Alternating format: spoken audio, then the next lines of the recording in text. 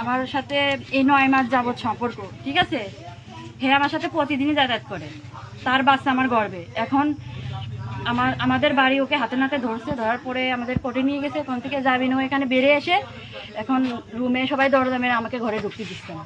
আপনি কি চান এখন? আমি এখন এই বাড়িতে থাকবো, আমি ওই ছেলেকে বিয়ে করব। মানে আপনি বিয়ের দাবিতে অনশন করতেছেন? হ্যাঁ। আপনার আগের স্বামী কোথায়? ডিভোর্স দিয়ে দিচ্ছে আমাকে। কবে? আজকে ডিভোর্স দিয়েছে? বেলায়। ও, আপনি এত রাতে আসছেন কেন? এত রাস্তায় আসছি কারণ আমার কোথাও যাওয়া যায় না। এই বাড়ির লোকজন আছে কেউ এখানে একটু কথা বলার মতো? প্লাবন বিশ্বাস, বাবার নাম হাসমত বিশ্বাস। কি করো? ও লেখাপড়া করে।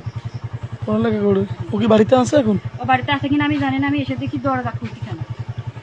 ও অবশ্যই এখানে নাই, ঠিক আছে। আচ্ছা, যদি এখন আপনাকে বিয়ে না করে তাহলে আপনি কি করবেন? আমাকে বিয়ে না করলে আমি আইনের অবস্থা নেবো। আমি গর্ভ অবস্থায় আছি এখন, ঠিক আছে।